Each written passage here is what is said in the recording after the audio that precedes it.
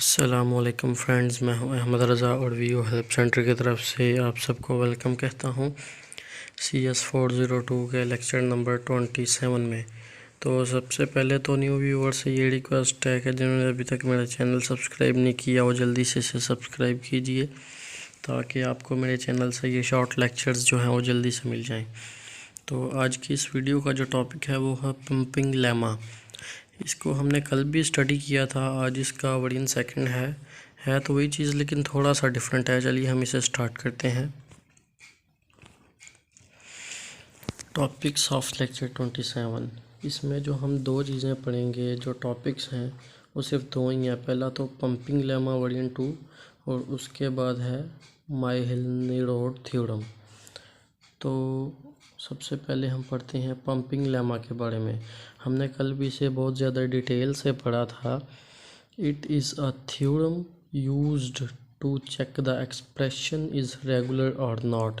ये एक ऐसा प्रोसेस है कि जिसे हम इस्तेमाल करते हैं किसी भी एक्सप्रेशन को चेक करने के लिए कि वो एक्सप्रेशन जो है वो रेगुलर है या नहीं। तो इसके लिए हमने 3 स्टेप्स पढ़े थे, 3 केस कि अगर वो तीनों की तीनों ट्रू हो जाएं तो हमारी जो एक्सप्रेशन है वो रेगुलर होती है, और अगर उन तीनों में से कोई एक भी फॉल्स हो जाए तो हमारी जो एक्सप्रेशन है वो नॉन रेगुलर होती है। तो अगला पॉइंट है firstly choose a value from a language, कि हमने जो लैंग्वेज हमें दी गई होती थी उसमें हमने एक वैल्यू चूज़ करनी होती थी।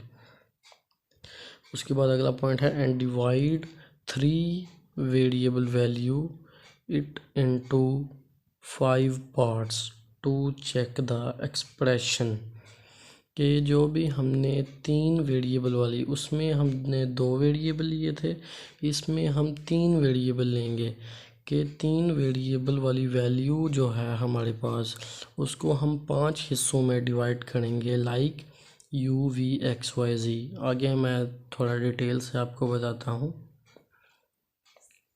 ये देखिए हमारे पास जो L लैंग्वेज है सबसे ऊपर, इसमें X, Y और Z 3 वेरिएबल हैं। ये देखिए कि पहली जगह पे XX, YY है, उसके बाद जो है वो XX, YY, ZZ है, और उसके बाद जो है वो टेट्रा X, टेट्रा Y और टेट्रा Z है। मतलब इन सब में से कुछ भी कॉमन नहीं है। तो हमें यहाँ से ही पता चल जाता है कि ये जो एक्सप्रेशन है वो नॉन रेगुलर है, क्योंकि इसमें कुछ भी कांस्टेंट नहीं है। लेकिन हमने इसे प्रूफ करना है तो इसलिए हमें देख लेते हैं इसे।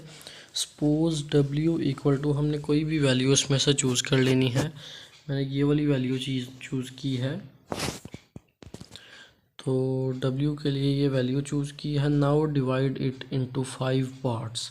इसमें कंडीशन दी गई है V and Y has more than 1 kind of symbols, कि एक से ज़्यादा सिंबल्स होने चाहिए V और Y में।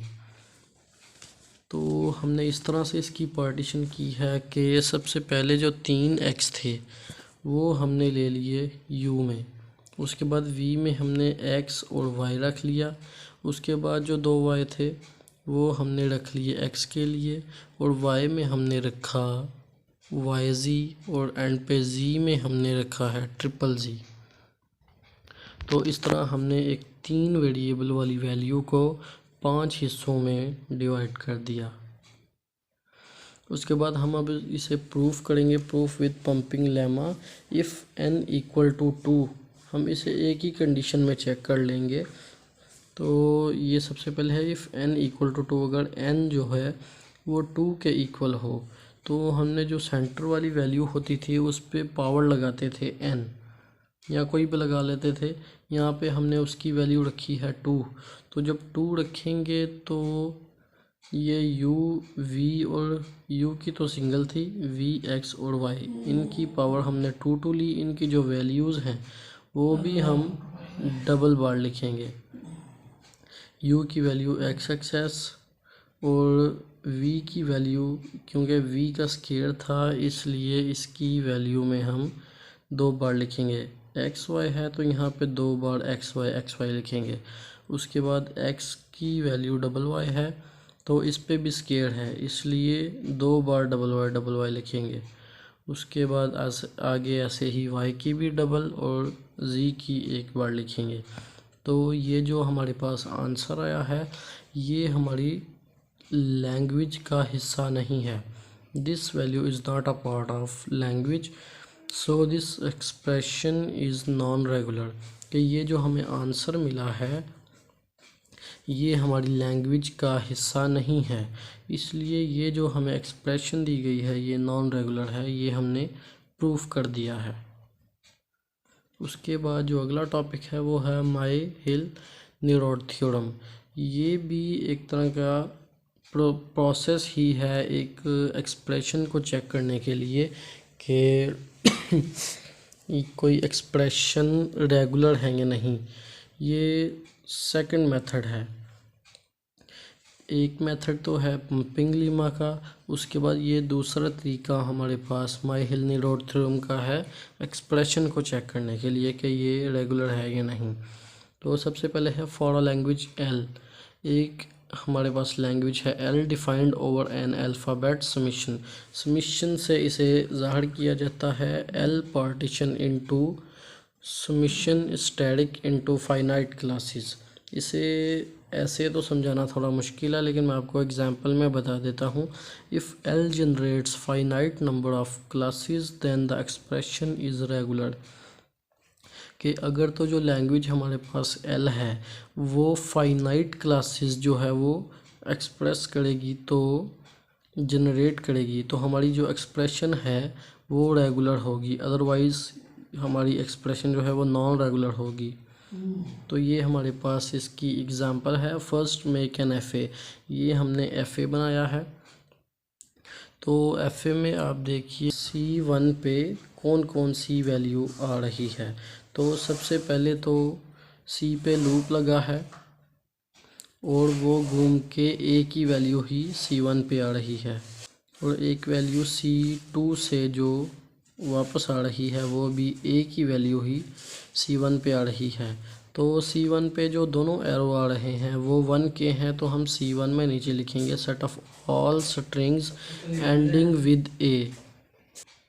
उसके बाद हम C2 को देखेंगे कि C2 पे कौन कौन सी इनपुट्स आ रही हैं। तो एक तो C1 से लाइन जा रही है, ये भी B की है, B वैल्यू जनरेट कर रही है।